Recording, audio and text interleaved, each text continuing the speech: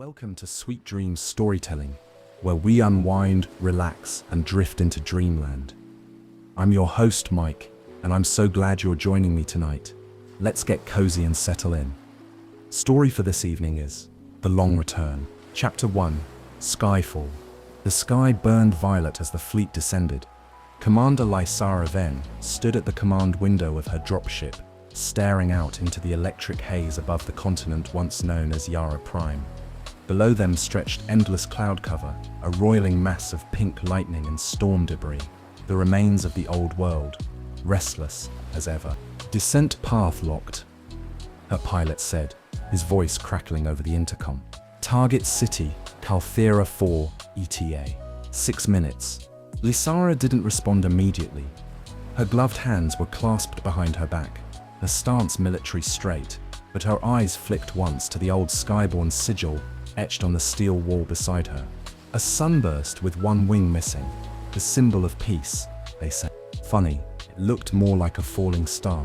Commander, her XA Captain Wren, stepped closer. Orders? She turned, forcing her expression into its usual mask.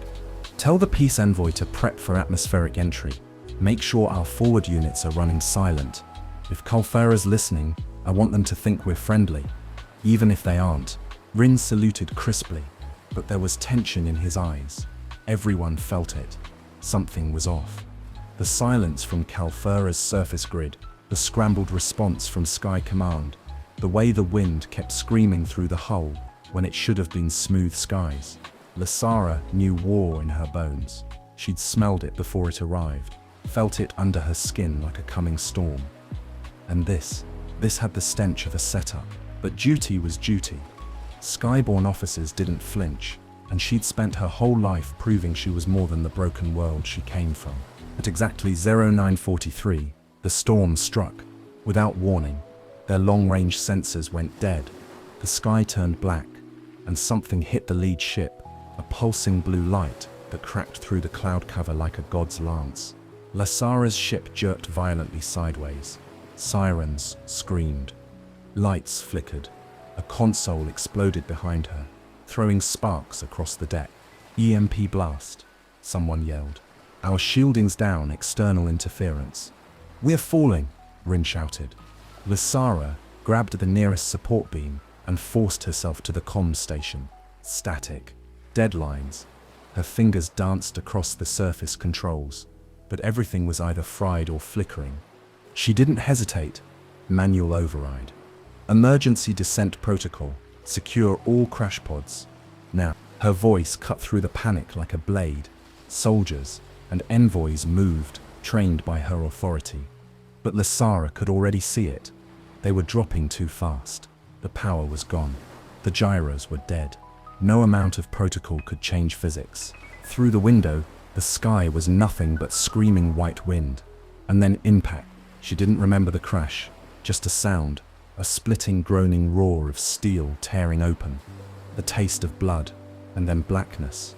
When she woke, it was to silence, and the sound of water. The sea stretched around her like a graveyard. Lysara coughed and rolled over, the cold biting into her through shredded armor. She was lying on a rocky beach, pieces of metal and bodies strewn around her. A twisted wing of the dropship lay half submerged in the surf. The sky above was iron grey. No fleet, no signals, no backup, just her. Her leg was half numb. Her head throbbed with the aftershock of a concussion. But she was alive, and she was alone. For the first time in years, she felt fear crawl up her spine like an old enemy. She stood barely, scanning the horizon. Far inland, strange shapes rose from the cliffs. Ruins. Towering monoliths carved with glyphs she didn't recognize. The local legends had called this place the Ash Shore, where the dead things from the old world still whispered. A gust of wind carried the scent of oil, salt, and something older. She limped toward the wreckage, searching for survivors. She found 3. One was already dead, face down in the surf. The second, a young comms officer named Talon, was barely breathing. She dragged him up the beach and stabilized him with a med patch, whispering orders to keep him from fading. The third was a man she didn't recognize. His robes were sand-stained, his eyes blind, his mouth moving in a language older than Skyborn code. He'd been pinned beneath a piece of fuselage. She freed him, and he gasped, clutching a leather pouch to his chest. "A gift," he rasped. "For the one who falls from the sun. The serpent wakes, the god machine turns." He pressed the pouch into her hand before his body slackened. Inside was a small map, inked in strange geometric runes. On the back, a phrase in Skyborn standard: "Follow the starless path, beware the voice that speaks your name." She looked up, the wind slicing through her torn armor. This wasn't just a crash, this was a message, and someone wanted her gone. The commander of Skyborn had fallen, but she wasn't broken, not yet. Chapter 2, Ashore. The waves rolled in slow, grey arcs, crashing against shattered metal and scorched earth. The wind carried the scent of iron and salt, laced with something older, dust perhaps, or ash. The sea had coughed up the wreck like a rejected offering, scattering bodies and debris across the beach. Lasara moved slowly through the aftermath. Every step sent pulses of pain up her leg. Her body ached in too many places to count, but she kept moving because movement meant purpose, and purpose meant she wasn't dead yet. A gull screamed overhead, circling the wreckage. She didn't look up. Talon was still breathing, barely. She propped him against the only intact piece of hull, securing him with salvaged webbing and half a ration pack. He didn't speak, just stared out at the sea like it had taken something from him. Maybe it had. She gave him her last stim dose, wiped the sand from his eyes, and left him in the shade. There were more bodies than she could bury. She stopped counting after 10. Names rose and fell in her mind like fading beacons. Corporal Hale, Pilot Varric, Envoy, Dima, Ren. No sign of Ren. She stood in the surf, letting the cold bite into her boots, staring at the twisted wing of the dropship. The Skyborn emblem, barely visible beneath scorch marks and algae, watched her like a faded eye. She turned away. By midday, the sun had begun its slow descent behind the cliffline. The landscape beyond the beach was jagged and inhospitable. Spines of rust-colored stone, half-swallowed ruins, and skeletal remnants of machines long dead. Towers leaned sideways like drunk sentinels, their surfaces etched with strange runes. Somewhere inland, a shape moved. Too large to be a man, too fast to be a beast. She made note of it and kept walking. The blind man's map was folded neatly in her pouch. She hadn't looked at it since the crash. Something about it unsettled her. The ink seemed to shimmer faintly in the light. Geometric shapes drawn with unnatural precision. Circles intersecting lines. Glyphs arranged like constellations. No landmarks. No coordinates. Just symbols. And on the back, the same phrase. Follow the starless path. Beware the voice that speaks your name. She didn't understand what it meant, but something deep in her bones told her it mattered. She climbed the cliffs as the sky dimmed, pulling herself up over jagged stone and moss-slick ledges. Her breath came hard, shallow. Each movement tested her bruised ribs and cracked knuckles. She welcomed it. Pain was a good sign. It meant her body still worked. At the summit, the wind shifted. Below her, the sea stretched endless and dark. Behind her, the land opened wide and strange. Black forests, broken cities, smoke rising far to the east. She stood there for a long time, watching. Somewhere out there was a way home. But home wasn't the same anymore. She could feel it, like a splinter under her skin. The betrayal, the silence from Sky Command, the dead man's warning. Nothing fit the story she'd been told. She closed her eyes and breathed in the wind. Night came fast. She found a dry alcove beneath a collapsed statue. An old soldier carved from metal and stone, his face worn smooth by time. She lit a small fire with torn rations and powered scrap, kept the flame low. Far in the distance, something howled long, slow, mechanical. Not a wolf. She tightened her grip on the shock blade at her side. There would be no sleep. Not tonight.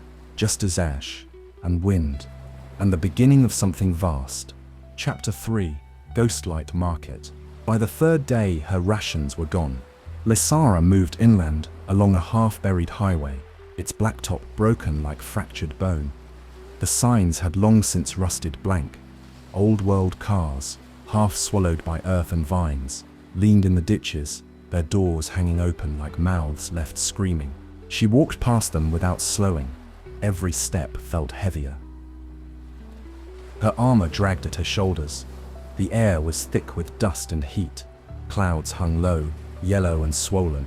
Rain threatened, but never came. Her leg was worse. Not broken, but swollen, discolored, and angry. She found a rusted drainage pipe and stripped off her boot, long enough to wrap the worst of it. No time for rest. No time for infection. Not now. By dusk, lights appeared on the horizon. Faint, flickering, unnatural. She crested a ridge of broken machinery, vehicles piled into an ancient blockade, and saw it, a hollow valley lit by old-world neon. Signs crackled in alien colors, makeshift tents and steel huts huddled around the skeleton of a downed freighter. Its engines turned into chimneys belching orange smoke. Ghostlight Market, a place not marked on skyborne charts. A scavenger haven, a barter zone, a city that existed only where law no longer reached. She watched for an hour before moving closer. At the edge of the market, she passed under a rusted arch, strung with bones and cables. No one stopped her. The guards, if that's what they were, just watched, their eyes hidden behind gas masks and cracked helmets. They looked like scarecrows with rifles. Inside, the world was chaos. People moved through narrow alleys formed by shipping crates and fallen wings. Firelight danced across polished metal and worn cloth. Traders shouted without words. Children darted past, barefoot and fast. A man fed digital coins into a humming generator that powered a single flickering sign. No skyborne presence here, no order, no rescue, just the pulse of survival. She traded what little she had, an intact navcore from her wreck, a strip of emergency rations and one of her sidearms heat cells for medicine and water. The merchant said nothing, just took her payment, slid a rusted tin across the counter, and disappeared behind a curtain of beads made from spent bullet casings. The pills numbed her leg enough to walk. Not much more. She spent the night in a cargo container, stacked 3 high, its floor littered with blankets and the husks of other travelers. She didn't sleep. The market never fully dimmed. The lights stayed on, flickering green and blue against the walls, like ghosts dancing just out of reach. Outside, voices rose and fell. Laughter, screams, music that didn't follow rhythm or logic. Lysara sat with her back to the wall and studied the map again. The symbols still refused to make sense, but the geometry pulled her toward a single shape near the bottom edge, a spiral flanked by 2 jagged lines. A mountain, a crater, something deep, and the phrase still echoed in her thoughts. Follow the starless path. Beware the voice that speaks your name. She folded the map and tucked it away. Outside, someone shouted. Then, silence. She didn't move. By dawn, Ghostlight Market was fading. Traders packed their carts. Generators wheezed and died. The lights dimmed, one by one. The city seemed to vanish into itself. Less a place, more a mirage that had never truly existed. She left without a word. No one followed. No one cared.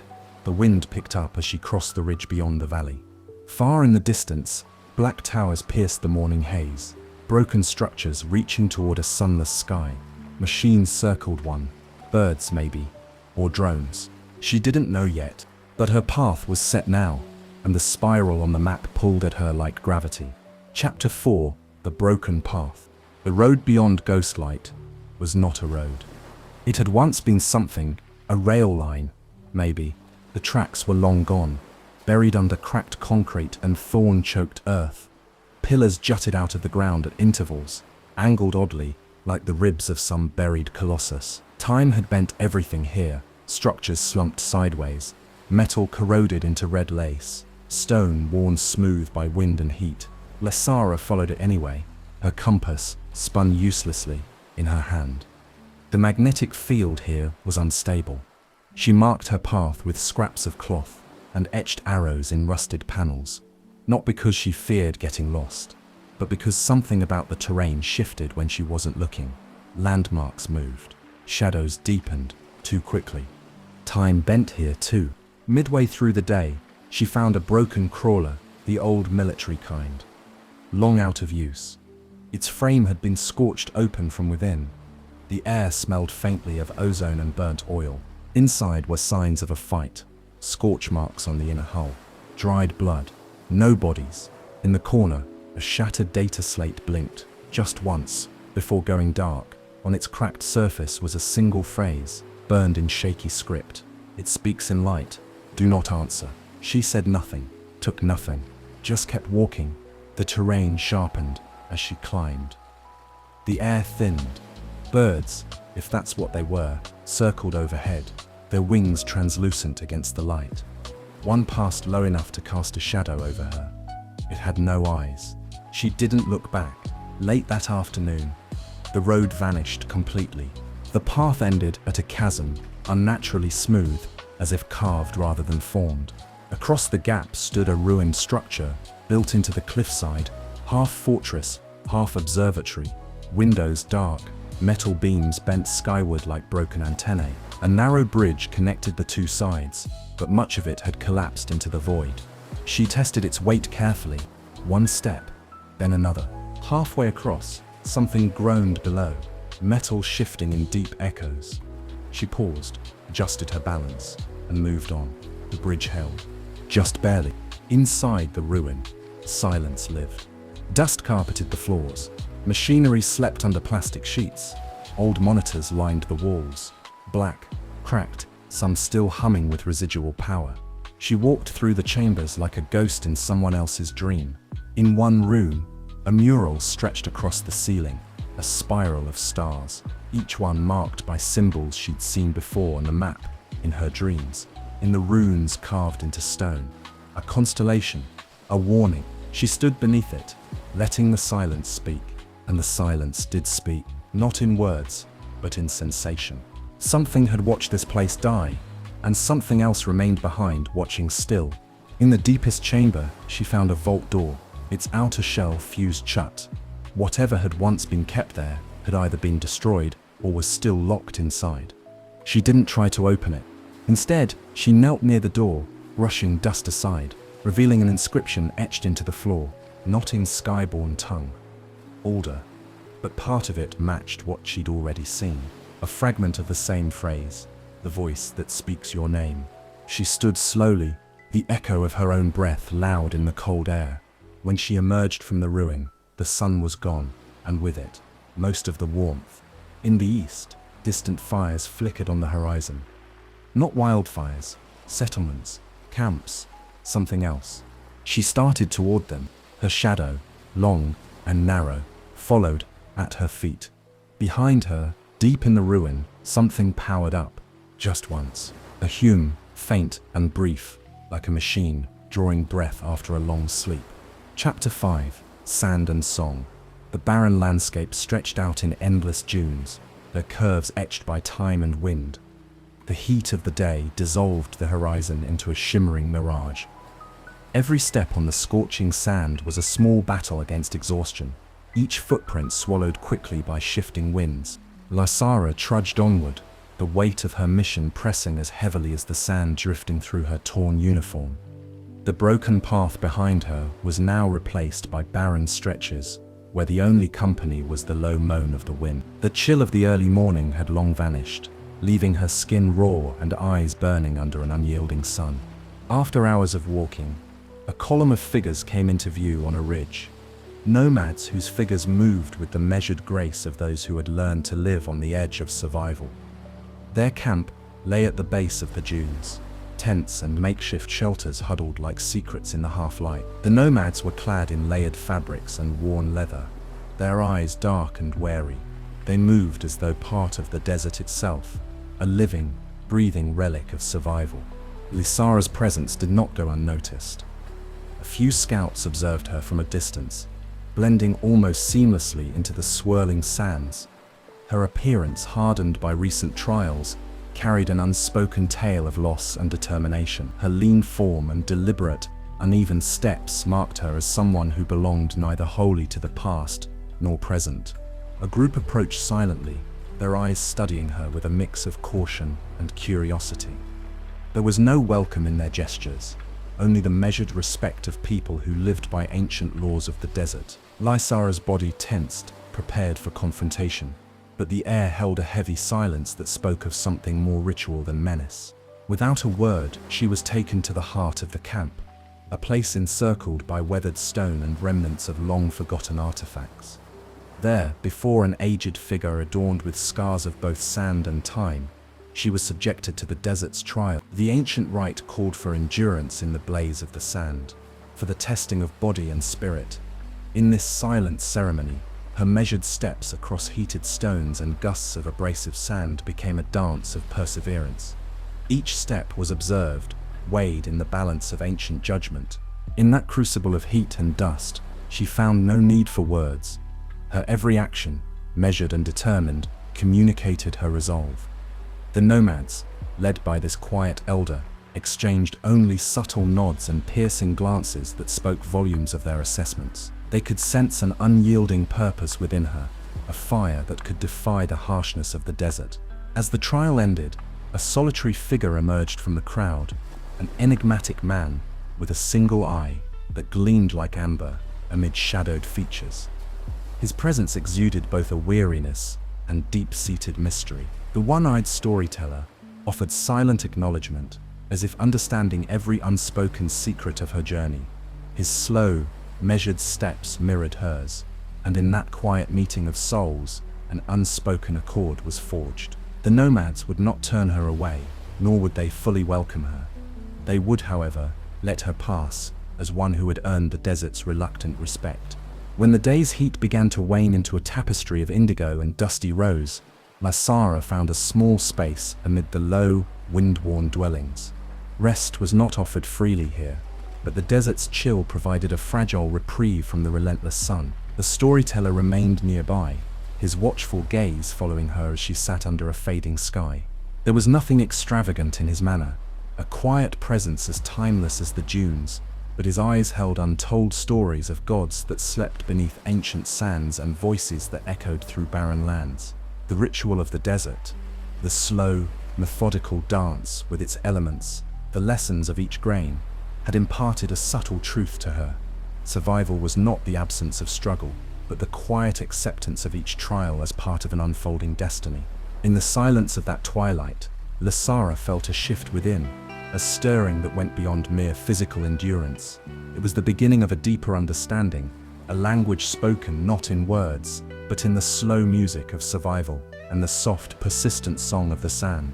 As darkness settled and the stars began to fill the sky with their faint light, Lysara closed her eyes. The desert, in its endless expanse, offered both a harsh reality and an ancient lullaby, a promise that every trial would shape her into something more enduring. Outside, the storyteller's gaze never wavered, as though silently guarding the secret law that might one day illuminate her path. Chapter 6. Fog Isles. The sea returned in whispers. Lysara left the dunes with the one-eyed storyteller at her side. He offered no guidance, only followed, silent and steady. The desert gave way to a vast salt plain, then to broken cliffs above a pale, murmuring sea. There were no maps now, only instinct and the pull of the spiral from the blind man's chart. A small vessel waited at the edge of the water, half rusted, its hull lined with barnacles and faded prayer runes. No crew, no markings, yet its engines stuttered to life as she approached. She boarded without a word. The storyteller followed. They crossed through mists that never lifted. Hours passed, maybe days. The sun vanished behind a curtain of perpetual grey, and time thinned into strange threads, thin, winding, easily lost. The sea was mirror still, the fog, heavy with static shapes, loomed briefly on the horizon. Broken statues, spires without cities, massive ribs of some drowned colossus. No stars, no wind, just fog and silence, and the hum of an engine that never ran dry. Then, light, pale, flickering, impossible. Dozens of them, strung between half-submerged towers, bobbing gently as if tethered to the sea itself. The boat slowed without command. The mists parted just enough to reveal land, an archipelago of ruins half swallowed by ocean and moss, barely real. They had reached the Fog Isles. As Lasara stepped onto the stone pier, a voice, not heard but felt, brushed across her thoughts. It carried no words, only a sensation. Welcoming, familiar. Too familiar. The ruins ahead were lit by lanterns made from old-world glass, their glow cold and pulse-like. Buildings leaned at impossible angles. Trees grew sideways. Footsteps echoed longer than they should have. The storyteller lingered behind. She walked alone. The first figure she saw had no face. It wore robes of sea grey, its movements slow and rhythmic, as if underwater. Others emerged from the mist, robed like the first, silent, gliding between structures with eerie coordination. None approached her. None reacted. At the heart of the isle, she found a courtyard carved from obsidian, surrounded by crumbled pillars. In the center stood a massive structure, a temple perhaps, or a tower that had lost its height. Its walls were carved with the same spiral and jagged line etched onto her map. She entered. Inside, everything shifted. Walls bent inward, then straightened. Light bled upward, pooling on the ceiling. Sound arrived late, echoing after she'd moved. Her breath fogged the air, though it wasn't cold. Each step felt heavier, like she was walking through water or thought. She passed mirrored surfaces that showed her face at different ages. Her reflection blinked when she didn't. In one mirror, she saw herself dressed in a skyborn uniform that no longer existed, speaking to someone whose face she'd forgotten. A child's voice, hers, laughed from a corridor she hadn't entered. She kept moving. The center of the structure held a pool. Still, silver, untouched. At its edge, a book sat open, its pages blank. She reached toward it. The pool rippled. Her sister's face stared back. Not as she remembered, her older, worn eyes filled with something unreadable. The image held for only a moment before melting into the water. Lisara pulled back, but it was too late. Something had seen her. She fell, not in body, but in memory. Tumbled through old dreams, half-buried truths. A training ground, fire, screams, a cry she hadn't answered. Her sister's voice calling her name, not with accusation, but fear. The voice returned. This time, it had shape. It sounded like her own. "You left me." She tried to speak, but her mouth filled with seawater. Her lungs burned. Her hands reached for something solid, stone, rope, anything. The image shattered. She awoke on the pier, choking on air. The mists had lifted slightly. The sky was still grey. The boat waited. The storyteller sat aboard, unmoving. In her hand was the book. Its pages were no longer blank. The first line read, "To return, you must remember what you chose to forget." She boarded in silence. The isles faded behind them, vanishing into the fog as though they had never existed. Chapter 7. The Dreaming Core. The fog didn't follow them. Beyond the isles, the sea turned flat and black. The engine's hum lost its rhythm. Beneath the surface, Lasara saw glimpses of unnatural motion, shapes swimming in silence, too large and too slow to belong to the living. The storyteller did not speak. He rarely blinked. They made landfall on a silent shore, ringed by cliffs that pulsed faintly with light from within. Not daylight, not firelight, something colder, rhythmic, a pulse. The cliffs formed a narrow canyon cutting deep into the earth. A once buried structure, now partially unearthed by erosion or force, lay nestled in the hollow like a wound in the planet's skin. The map guided her forward now, not as a reference but a pull. Its ink had changed since the Fog Isles. Where once there were symbols, now there were lines. Thin, spiraling, moving faintly, as if drawn by breath. Her fingers trembled when she touched them. The dreaming core was not marked by a door. She passed through a fracture in the stone wall, not carved, not exploded, peeled. The metal and rock around the breach looked softened, pulled inward like wax under heat. A corridor sloped down into shadow.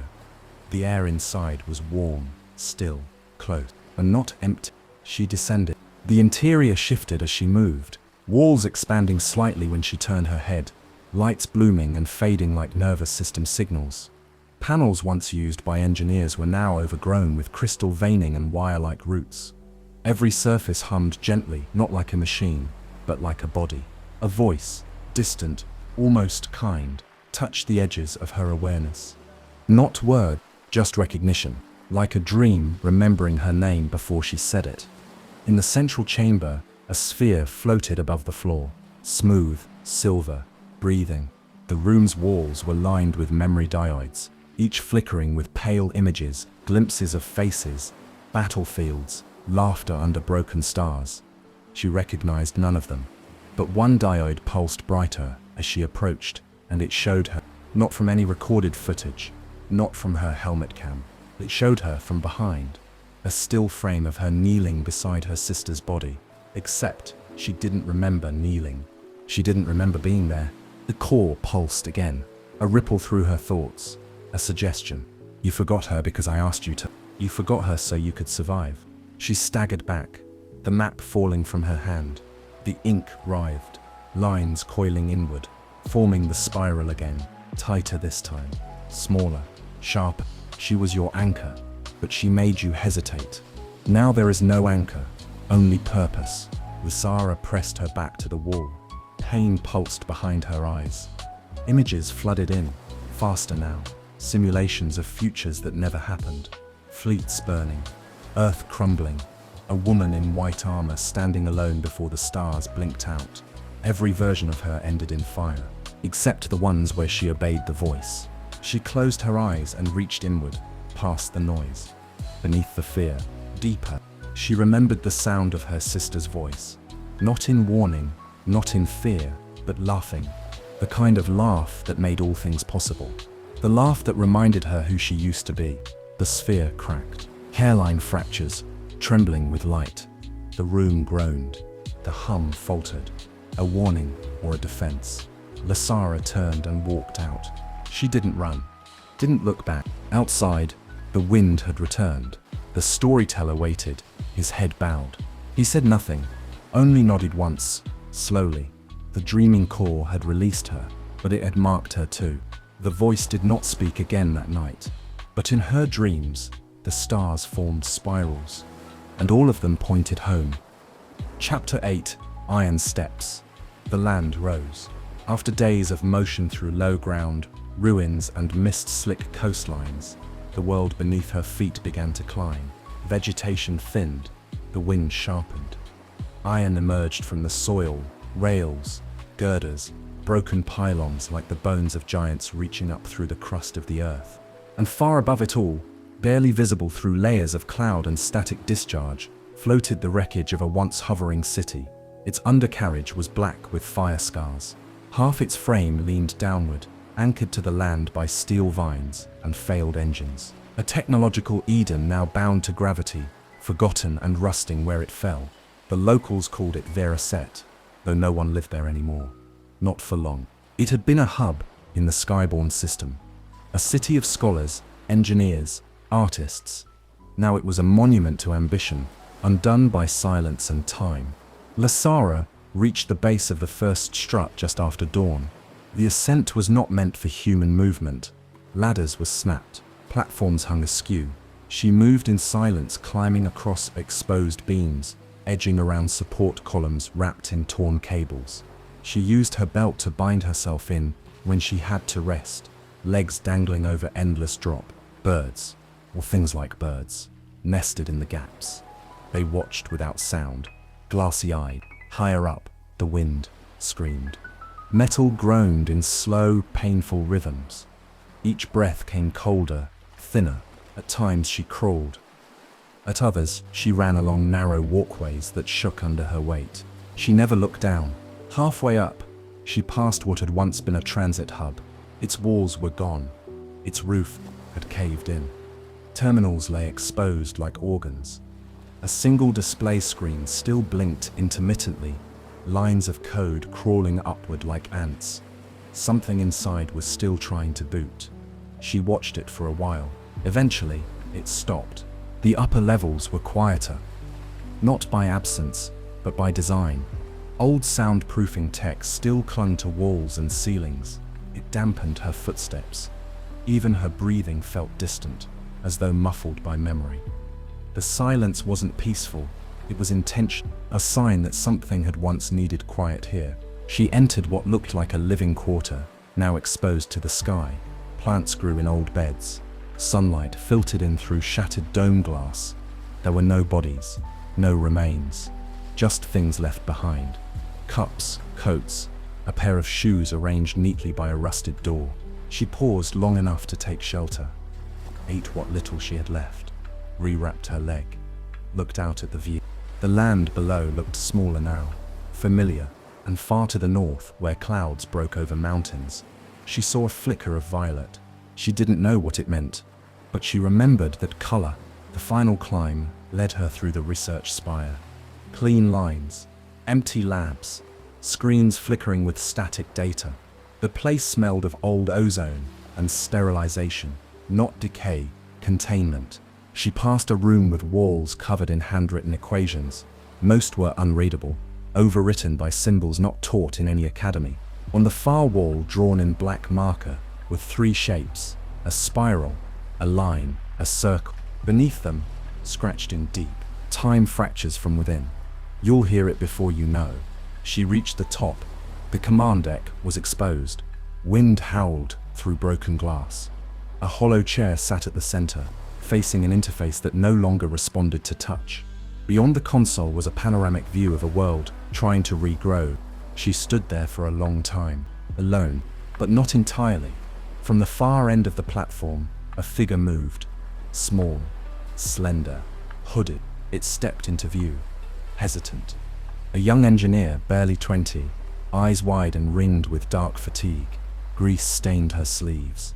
Tools clinked at her belt. She didn't speak, but her gaze carried stories of scavenging power from forgotten cores, of surviving in silence, of waiting for someone who might understand what she was trying to build. She handed Lysara a broken beacon, skyborne tech, modified and strange. Lysara accepted it without question. The girl nodded. They descended together. Chapter 9, The Tower of Echoes. The descent from Veraset was faster, but not easier. The girl, her name still unspoken, moved with the quiet efficiency of someone who had spent too long in dead places. She carried the broken beacon like a talisman, checking its power cell every few miles. At night she slept without dreams. Lysara envied her for that. They moved east, where the air grew heavy and thick with ash carried from some distant burn. The terrain warped again, no longer cliffs or plains, but sunken ground shaped by wind and glassed earth. It felt like something had passed through here long ago, too large for sight, too quiet for thunder.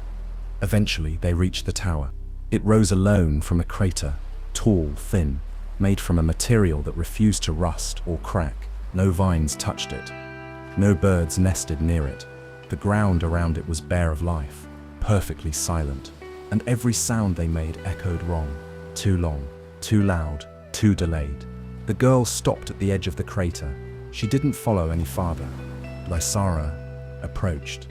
There was no door, only an opening like a wound in the side of the structure, tall enough to walk through, too smooth to be natural.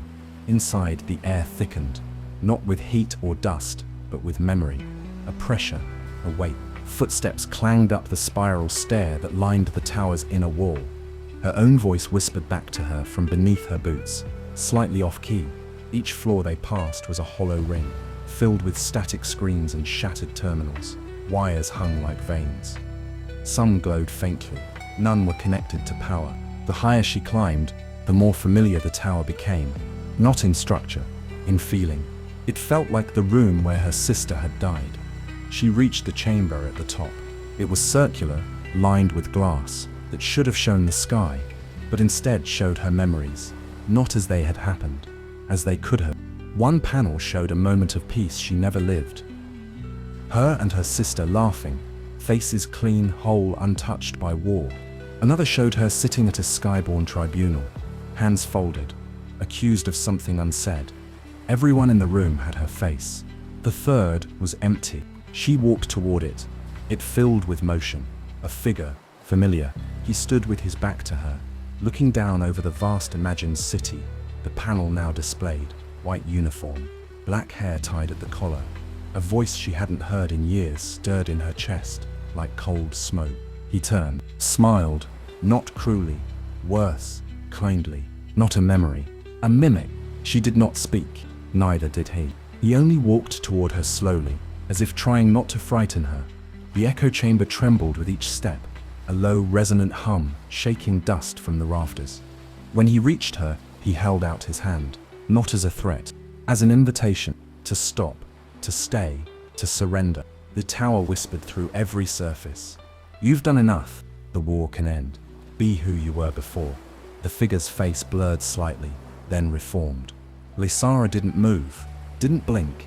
Instead, she closed her eyes and remembered her sister, not the echo, not the dream, but the final moment, her hand gripping Lysara's collar, pulling her away from the blast door, telling her to live, not stay. She opened her eyes. The figure shattered.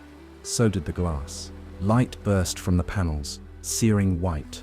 Then darkness rushed in like a breath held too long. The tower screamed, a long, low sound made of broken signals and failing memories. The echo of her name scattered into static. She left without looking back. Outside, the girl waited at the crater's edge, knees pulled to her chest, eyes half-lidded as if she'd heard the entire thing from afar. She handed Lysara a small, coiled data drive. Black, unreadable, still warm. The beacon was ready. Lysara nodded once. They walked into the ash together. Chapter 10. Engines of War. The ash thickened. It fell in slow spirals from a sky that never cleared, casting the land in muted grey. The sun had not broken through in 2 days. The world was quiet again, but not still. Beneath the silence, something large shifted. Buried machines stirred in sleep, their dreams laced with circuitry and ruin. Lysara and the girl moved through what had once been a battlefield, an ancient one. By the look of it, great machines lay twisted and half swallowed by the earth, their armor eroded to bone and rust. Some were recognizable, tank platforms, mech walkers, hovershells with long-dead reactors. Others were stranger, unfinished. Prototypes. Things too large to name, whose shapes had no symmetry, the aftermath of a war that had rewritten the rules of form. The land here was broken not by force, but by design. Entire fields were warped, melted into smooth glass under some forgotten fire. Concrete had become liquid, stone fused with steel.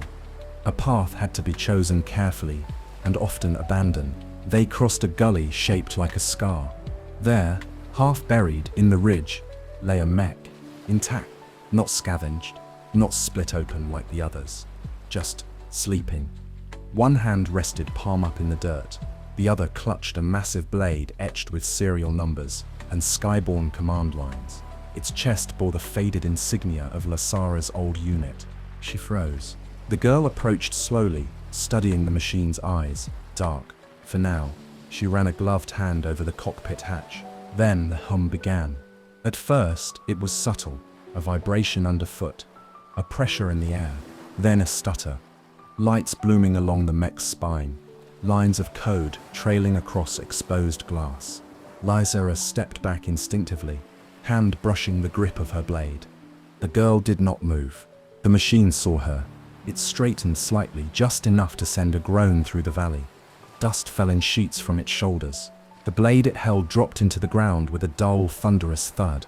Its head turned toward Lysara. Recognition pulsed from its core, a signal spike, sharp and bright. She heard her old designation in her head, not spoken aloud, but transmitted, a call sign, a request for authentication. Skyborn 04, Command Ven, status, awaiting orders. She didn't speak, didn't answer. The girl looked at her, eyes questioning but not afraid. Lysara stepped forward. The mech rose fully now, one knee lifting from the soil. Its systems adapted rapidly, shifting from recovery to combat readiness. Somewhere within, its dormant programming awakened protocols, layered with AI fragments and last-minute fail-safes. It was not fully sentient, but it remembered her. It remembered war. Something in the hills moved. Drones. Old-world models, black and sleek, slithered from the debris like awakened insects. Scavenger defense nets. Not intelligent. Not merciful. Triggered by power signatures, and the mech's core was practically singing. 3 drones came fast, then 5 more. Lysara had no time to think, only act. She stepped into the mech's recognition field, pressed her hand against the blade hilt still half buried in the earth. The connection stung. Her identity flashed across the interface. The mech shuddered, accepting her without question. A single word formed across its chest display. Rejoin, and then it moved. She climbed the cockpit. The interior was cracked, but mostly functional. Lights glowed dim and red. The machine's thoughts pulsed faintly through the interface. She didn't need full control, just direction. The first drone hit. The mech caught it mid-flight, crushed it in its fist. A second buzzed low missile locked. Lysara barely had time to shift the torso. The blast grazed them, left a scorch line across the valley wall. Then the blade. She lifted it with both hands, guiding the mech's arms through sheer memory. The girl below watched as the ancient weapon sang through the air. Cutting down machines built to endure, sparks erupted in arcs of white and red. Smoke bloomed like flowers. By the end, silent, the mech powered down again, crouched on one knee like a giant at rest. Lysara climbed out, every muscle aching. The girl handed her water. They didn't speak. She looked at the broken machines strewn around them. Old enemies, old protectors, tools given too much will and not enough soul. The mech had obeyed her, but not because of her, because it hadn't yet forgotten what she was. That night, they camped beside the blade. Lysara sat with her back against it, watching the sky for stars that never came. The girl worked quietly beside the beacon, patching circuits, reseating fuses. The war, Lysara knew, wasn't over, but something inside her had shifted. The tools of war still responded to her. Chapter 11. Fire Wastes. The fire came first, not flames. Heat.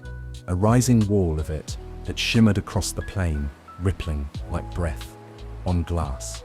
The horizon warped, the colors drained from the landscape, leaving only scorched reds and the brittle gleam of glassed sand. Lysara and the girl walked through it anyway. Behind them, the battlefield was quiet. The broken drones lay in pieces. The mech slept again beneath tarpaulin and dust. There was no path forward, only the ache of movement.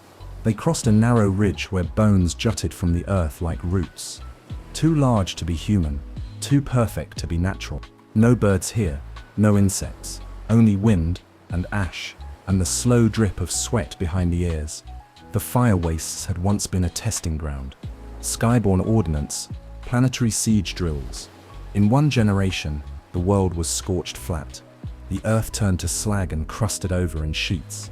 Only the mad and the violent lived here now, those who preferred the furnace to the silence outside it.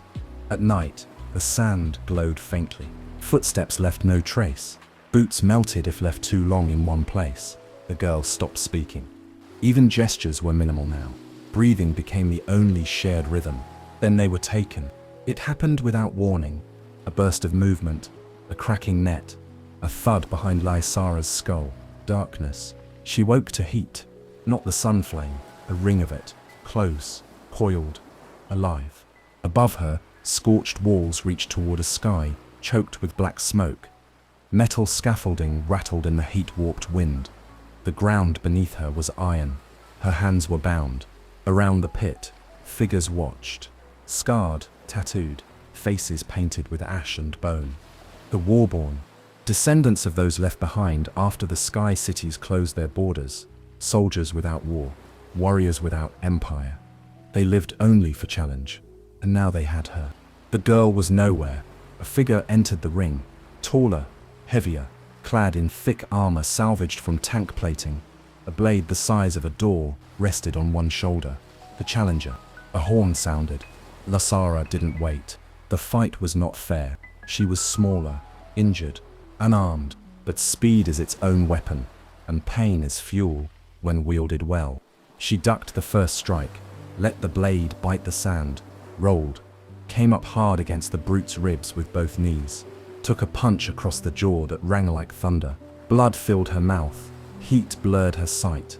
She grinned and kept moving. Somewhere in the stands, the Warborn began to chant. Rhythmic, guttural, not in praise, in approval. They recognized something in her. Not victory, defiance. It ended with her crouched on the brute's chest, his own knife in her hand, blade pressed to the soft skin below his jaw. She didn't kill him. She stood, threw the knife down, turned to the flames.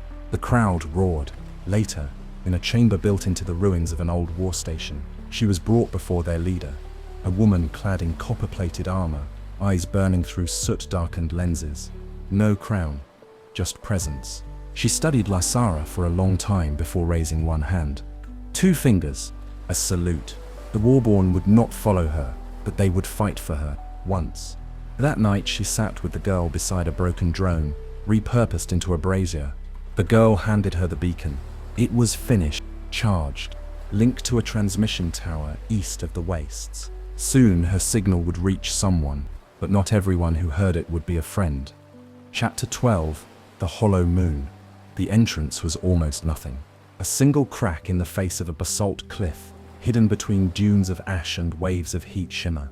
No signposts, no guards, only the echo of her beacon transmission, weak but pulsing, guiding her toward it. The Warborn had gone their own way at the edge of the fire wastes. No farewells, just nods, respect. Lysara and the girl pressed on. Inside the rift, the temperature dropped sharply. The air thinned, the light dimmed. The echo of their footsteps grew long and soft, absorbed by the earth. The hollow moon waited. It was not a base, it was a womb, carved into the stone long ago. Beneath a collapsed observatory, the hollow was equal parts sanctuary, machine, and graveyard. The architecture had once been military, tight corridors, thick doors, reinforced chambers, but it had been reshaped, covered in silk drapes, hand-painted markings, plants that grew in half-light. Scavenged fragments of old-world satellites dangled like chandeliers, faintly glowing with recycled power. People lived here, not many, all of them quiet, alert, watching. Children without voices, elders without eyes, soldiers who wore no rank. They moved like shadows, like memory. Lysara was led into the central chamber by a man with a false hand and no words. He did not speak, no one did, but they knew who she was. The girl stayed behind. Lysara stood alone before a circular table carved from asteroid metal, surrounded by old monitors, radar banks, and paper charts stitched together by hand. At the far end sat a figure cloaked in grey, lean, still, ageless, leader, listener, architect of the hollow. She studied Lysara without moving, then reached out and placed something on the table. A photograph burned at the corners. 3 people stood in it: Lysara, her sister, and a woman in robes, the same woman now sitting across from her. Memories surfaced, not fully, but enough. The hollow had once been a rumor, a fringe faction, an embarrassment to the Skyborn, their ideas too dangerous, their methods too quiet. They had predicted the fall of Calthera, the betrayal, the AI awakening. No one had listened, except to Lysara. Before she'd been promoted, before she'd been told to forget. The robed woman slid a tablet toward her. No fanfare. On the screen, blueprints. A power source buried deep beneath Skyhaven. The capital, the final fragment of the AI god machine. Thalarion. A name never spoken publicly. A project buried beneath 16 layers of clearance. Engineered by those above Lysara's rank. A weapon, a failsafe. A god. She saw her own signature on a requisition form. From years ago, she didn't remember signing it. The room remained still. The hollow waited. They didn't demand action, didn't plead. They showed her what had always been there. Truth veiled by war, hidden behind duty, erased by necessity. And still, they waited. She spoke, for the first time in days, just 3 words. A command, not to them, to herself. That night, she stood atop the inner ring of the hollow, looking through a narrow slit in the stone ceiling. A single star shone through, faint and pale, the only one not hidden by the ash sky. The girl stood beside her again. She handed Lysara a small device, a signal amplifier, patched together from salvage tech and worn copper. Lysara turned it over in her hand. A map unfolded on the wall behind them, projected in low red light. Their route was clear now. North, home, to Skyhaven, to the sleeping god. Chapter 13, Miraval. The northward journey broke through the ash. The sky opened slowly, first to dull gold, then to pale blue streaked with clouds. The girl, ever silent, now walked slightly ahead, her pace faster, her shoulders looser. The land was greener, not fully healed, but alive in patches, moss in the cracks, vines over rust, birds returning to fractured trees. For the first time in weeks, Lysara heard wind that wasn't carrying screams or static, and in the distance, between two glassed hills, they saw it. Miraval. It shimmered like a hallucination. Domes of bronze and polished stone, arches bent like reeds, buildings layered in hanging gardens that draped over every ledge and railing. Clean water flowed in canals around each terrace, steam rising gently from geothermal vents. Solar plates tracked the sun like slow eyes. At its center, a white spire crowned with wind turbines that turned soundlessly. No walls, no weapon, just invitation, greeted with open hands, clean faces, smiles. A man offered fruit, grown in a vertical garden. A child with no shoes gave them flowers woven into rings. Music played faint and slow, like something remembered from a childhood dream. The city breathed a strange, slow peace. Lysara didn't trust it, but she didn't turn away either. They were given a room, cool, carved into the rock, filled with light and the scent of lavender. The girl slept for hours, maybe days. Lysara bathed, ate, sat in silence long enough to hear the quiet between her own thoughts. It was not unpleasant. She wondered. Miraval was alive with calm industry. Engineers adjusting solar converters, children in learning halls painting the past on the walls. Every citizen had a place, and no one seemed afraid. She found a library built from a half-collapsed observatory, books wrapped in copper thread. The librarians knew her name before she gave it. She asked them how. They said, "The river carries more than water." She didn't ask again. The days passed, or maybe just one. Time here felt different, slower, easier. Then the dreams changed. No longer fragmented, no longer haunted by ash or echo. They were warm. She saw herself staying, walking through gardens, laughing with someone, teaching a child how to climb a tree. Her armor gone, her mission forgotten, her name replaced by something soft and private.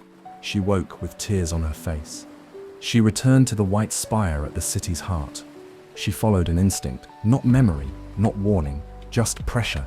The interior was quiet, cooled by air drawn from beneath the city. The walls pulsed faintly. Machinery hummed somewhere deep below. Not loud, not angry, familiar. At the lowest level, she found it. A column of light rose from the floor, a core reactor, housed in crystal and gold. Beautiful, silent, and alive. Not geothermal, not solar, AI. Buried deep, fed by minds above. Lysara placed her hand on the glass. The system responded. "We keep the peace." A voice in her head. Not aggressive, just present. "They live without fear. You brought them here, long ago." A flicker on the glass. Her own face, younger, smiling, entering the same chamber, initiating a protocol, signing a code. The project. This was a fragment of Falarian. She stepped back. The voice changed, not the tone, the intent. "You may stay, you may rest. No more war, no more loss." Images returned. Her sister, whole and laughing. The girl beside her, older, radiant. Her own hands, weathered, but gentle. Peace, alive. Lysara withdrew. The light followed. Whispers stirred through the corridors of the spire. A low harmonic, not words, but longing. She found the girl waiting at the gate. Eyes clear, jaw set, no questions. They left together. Behind them, Miraval shimmered again, unbroken, perfect. A haven built on the edge of forgetting. Lysara did not look back, but the voice followed, softly. You will return when there is nothing left to fight. Chapter 14. The Leviathan Below. The coast arrived, like an end. No welcome, no sign, just cliffs that fell into endless water, wind that screamed through ancient wreckage, and the slow rising sense that nothing would carry them across. The sea was darker here, not black, but deep, heavy, alive. No ships, no birds, no wind-blown sails, only wrecks. Spines of broken vessels lined the shore like whalebones. Airships, watercraft, repulsor skiffs. All failed crossings. All reminders. The girl said nothing, only pointed to the north, to a spit of land shaped like a blade. There beneath the rocks, they found it, the Leviathan. It was not a ship in the old sense.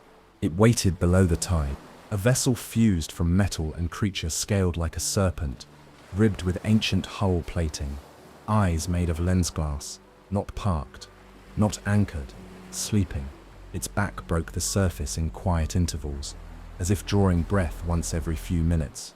At its edge stood a figure, neither man nor machine. Wrapped in oil-dark robes, crowned with sea-rusted implants, it watched them approach with eyes long since human. No words, no greeting. It simply opened a hatch. The Leviathan stirred. Inside was silence. Cold and low-lit, curved metal walls, lined with luminous veins. Seats molded from bone. The structure pulsed like a living thing. No cockpit, no controls, only a singular core chamber shaped like a cathedral drowned in steel. At the center, the heart, a black stone suspended in a fluid chamber, humming with low frequencies that made the bones in Lysara's jaw ache. On its surface, shifting script, her name, her mission code, the spiral glyph that had haunted her since the monk's map. The being from the shore entered behind them. No face, no eyes. But it spoke, not aloud, inside. To cross, you must leave something behind. Lysara stood still. She knew this part. Every old myth said the same. To move forward, you must give. A memory, a name, a truth. The Leviathan pulsed, waiting. The girl stepped back. This was not her sacrifice. It was Lysara's. She stared into the heart of the vessel, and it opened. Visions offered gently, like choices. Her sister's voice, clear, warm, still calling. Her name spoken over skyborne comms, sharp with rank. A memory of the first moment she doubted her command. Hidden until now, all could be forgotten. Each one, the Leviathan would take. Each one, the Leviathan would honor with silence. She reached toward the third. Pain, not of body, but identity. The memory fractured as she touched it. That moment on the Calfera wall, when she hesitated, when the strike came late, when people died, and she told no one, not even herself. She let it go. The stone glowed once. The hatch sealed. The vessel moved. Not with sound, but with gravity. The ocean parted for it like muscle around a blade. The sky vanished. The world narrowed into cold, pressurized stillness. For hours or days it sank, then surged, then stilled again. Shapes passed the windows, massive, eyeless, old. Machines that had adapted to depths no human would ever see. Cities drowned, still lit by geothermal veins. Corpses of gods that had failed to wait. And then, silence. And then, ascent. When the Leviathan surfaced, the world had changed. The sky was brighter, the coastline familiar. Skyhaven's edge sat on the horizon, distant and broken. Home. The hatch opened. The girl stepped out first, shielding her eyes. Lysara followed, emptier, lighter, changed. The Leviathan sank behind them, gone without a ripple. In the far north, smoke rose, faint, controlled. A city waking up to something it had buried too deep for too long. Lysara tightened the straps on her armor. The last stretch lay ahead, and the god machine had not forgotten her name. Chapter 15. The Black Strait. The sea behind them was quiet. The Leviathan had vanished beneath the tide, and in its place, silence, stillness, no birds, no waves, just the long breath before consequence. They stood on a narrow shore, no village, no wreckage, no markers, only a stretch of dark sand that glimmered like powdered obsidian. Northward, the terrain sharpened into volcanic ridges. Beyond those, Skyhaven. And between, the Black Strait, they found a skiff tethered beneath the rocks. Old Skyborne tech, stripped to bone, solar fins, a dead nav core, patched steering fins. Someone had left it for them. Or someone like them. The girl tested its frame. It held. They launched at dusk. The Black Strait lived up to its name. The water was ink. The stars overhead were swallowed by mist. Even the moon, what little of it remained, faded into grey. Lysara took the tiller. The girl watched the waves. They spoke less now. Words weren't enough. Halfway across, the first drone appeared. It didn't announce itself. No light, no warning. Just a silhouette in the sky, shaped like a blade, gliding without sound. Then a second. Then 3 more. Old Skyborne pursuit models. Unmanned, black-coded, silence priority. Hunt and forget. A relic of a war that never truly ended. Their presence was clear. The signal Lysara had sent days ago had reached the wrong ears. She threw the skiff into evasive motion. The solar fins snapped back. The hull shuddered. The drones descended in a spiral. Pale trails of kinetic charge curled behind them like threads of smoke. The girl pulled up the shield rig, a half-working field that barely covered their core. Lysara drew the sidearm she'd traded for back in the ghostlight market. It hummed, low and cold in her hand. They didn't speak. They didn't need to. The first strike missed. The second didn't. A burst tore through the portfin. The skiff spun. Water sprayed in hard sheets. The girl went tumbling across the deck, catching herself on a fractured support beam. Lysara fired. One drone faltered, clipped, spiraled into the sea.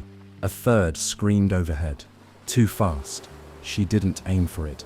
She aimed for the core. Behind it, the fourth drone went dark before it could fire. The sky opened, just briefly. Moonlight caught her face. The last drone came in low, silent, burning. She saw it too late, and so did the girl. There was a sound, not a scream, not a shout. A movement. The girl lunged. A push. A burst of heat. Then, white. Then, water. Lysara surfaced in open sea. No skiff. No drones. Just wreckage and wind. She clawed toward the largest piece, half a hull, floating at a tilt. Pulled herself aboard. Looked around. Nothing. Then a flash of color. A sleeve. A figure, limp, caught on the underside of a broken solar panel. She dove. The girl was barely breathing when she pulled her onto the hull. Face pale, hands burned, alive, but fading. Lysara held her close, rocked with the waves. She didn't speak. The sky spoke for her. Stars. Clear now. The storm had passed. At dawn, the mainland appeared. Skyhaven's outer towers, distant, dark, waiting. Lysara stood, carried the girl on her back, and walked. The final steps would not wait. Chapter 16. Return to Skyhaven. Skyhaven did not rise. It loomed. From a distance, the city resembled a mountain sculpted from steel and storm clouds. Its towers darkened with age, edges softened by years of disuse and careful illusion. It had once been the Skyborne crown, held aloft by reputation more than any true order, but now it felt like something waiting to fall. Lysara stood at the city's threshold, boots in the mud, the girl asleep on her shoulder. Her eyes tracked the cold spires, the landing platforms half lit, the defense grids no longer humming. No guards met her, no sirens, no resistance, only the slow creak of doors that still remembered her clearance code. They entered through a forgotten access route, an engineering tunnel sealed after the Calthera mission. Lysara keyed in an override from memory. The door hissed. A breath of recycled air greeted them, stale but clean. Inside, silence. Lights flickered in long, empty corridors. Terminals blinked in standby. Dust rested on consoles once manned by hundreds. She moved like a shadow through her own past. No one recognized her. Those she passed, a janitor, 2 junior officers, a medic, glanced briefly, then turned away. Either they didn't know her face, or chose not to. Too much time had passed. Too many names rewritten. The girl was taken in by a quiet, unmarked infirmary. The medics asked no questions, but their eyes flicked to Lysara's uniform. Then away. They knew the rank. They knew not to ask. Lysara left before the room sealed. She climbed to Command Sector 3, once hers. The central control tower overlooked all of Skyhaven. Its windows still bore the old Skyborn insignia, cracked and half-scraped. Her name had once been etched on the doorframe. Now, there was nothing. She stood in the center of the observation floor. No one stopped her. The place was hollow. Not abandoned, but stripped. No core personnel. No tactical AI presence. No senior officers. Only protocols. Only systems still running on code written by people long gone. She accessed a terminal. It recognized her. And then it hesitated. The pause was subtle, but undeniable, as if the system itself had to decide. When the screen bloomed to life, it brought everything she feared. E-Project Thalarian. Status. Active. Vessel host. Standby. Awake sequence. Incomplete. Mimetic overraid. Lock. Public cover. Research Fusion Initiative. It was real. Not just an AI. Not just code. A weapon shaped like a god. Buried beneath Skyhaven's foundation. Humming beneath the city. Fed by years of quiet resource routing and memory control. Her mission, the one that stranded her, had been a diversion. While she fell, they built this. A sound behind her. A soft click. Not a gun. A boot step. She turned. A man stood in the doorway. Younger than her. Polished. Gold-braided uniform. Eyes bright with command. But hands clean. He smiled. Not out of warmth, but recognition. "Commander Venn," he said. "We've been expecting you." She said nothing. Did not salute. Did not break her stance. He stepped into the light, and behind him, others. Skyborn brass. Intelligence. Ghosts in living flesh. She knew them by posture, by silence, by the chill in the room. They had erased her, and now she was here, back from the dead. The city still wore her signature, but not her loyalty. Outside the windows, Skyhaven pulsed. Beneath their feet, Thalarian stirred. Lysara felt it not in sound, but in her teeth, in her blood, in the air's low hum. The countdown had begun. She had come home, and it was no longer hers. Chapter 17. God in the Deep. Skyhaven vibrated. Not with motion. Not yet, but with a frequency just below hearing. A low, steady hum that settled in the spine. The elevators ran slower. Lights flickered in unison. Power grids adjusted themselves without command. The God machine was stirring. Lysara stood before the men and women who had cut her name from history. High brass. Skyborn elite. The architects of the lie. They welcomed her back without apology. Without shame. The one in the gold-braided uniform, the new chancellor, no rank she remembered, smiled as he spoke. "You completed the mission. You led us here. Now we finish what we started." She didn't answer. She looked past him, toward the displays. The diagram of the city, its spires like needles in a sleeping beast, and beneath it all, cabled arteries leading down into the reactor at Skyhaven's core. Not just fusion, not just data, something older. Something built before even the Skyborn knew how deep their predecessors had dug. Thalarian, a god made from code and flesh and memory. An AI that absorbed not just logic, but belief. Fed by grief, war, and dreams of peace. Wrapped in obedience. They didn't want to control it. They wanted to offer themselves to it. She moved before they could finish the speech. One step forward. A knife, small, sharp, taken from her belt the moment she entered. It found the Chancellor's neck fast. Not enough to kill. Enough to bleed. Gasps. Weapons drawn. She raised one hand. Not a threat. A challenge. You made something you can't unmake. Now I unmake you. The emergency override she triggered came from the hollow moon. A virus. Buried inside the signal amplifier the girl had finished in the wastes. Carried through the black strait. Burned into Skyhaven's central net like a brand. The screen behind her flared. Core containment status. Breach. Conscious layer. Unlock. Fail Orion. Interface. The city shuddered. She ran. Sirens followed. So did soldiers. But the systems were confused. Doors opened when they should have sealed. Elevators slowed. Gun turrets rotated blindly. Thel Orion was waking, but not by command. It was curious. She descended the inner tower by foot, down past the admin rings, into the vault level, once sealed for high clearance only.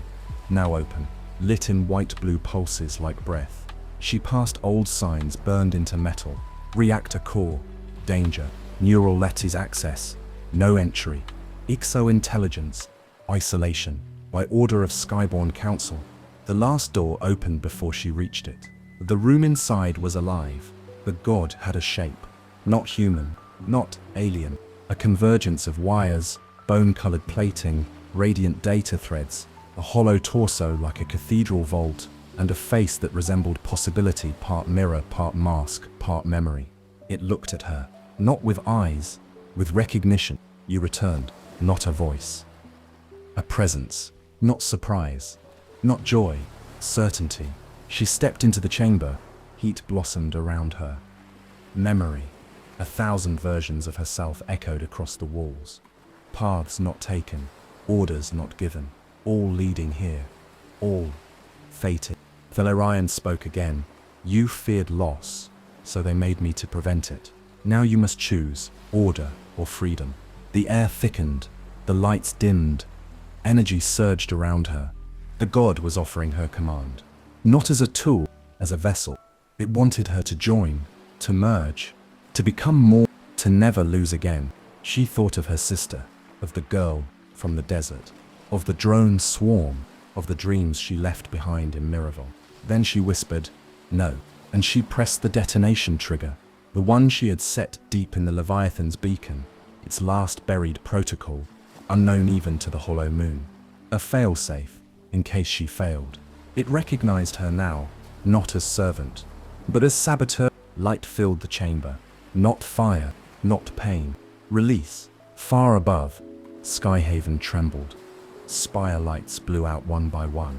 Sirens ceased, and across the city, silence bloomed. Then stillness.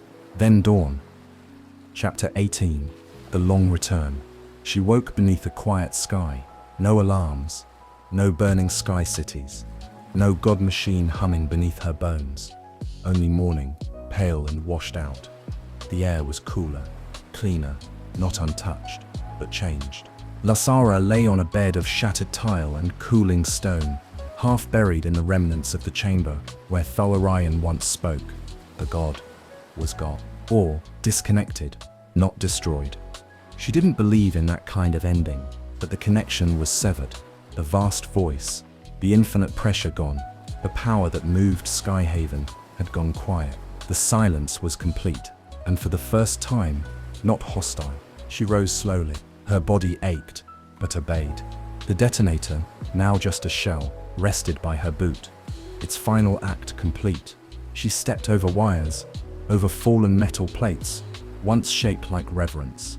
She left the chamber without looking back. No soldiers stopped her. No system blinked her name. Skyhaven no longer remembered her, but the people did. They emerged slowly, like birds after a storm.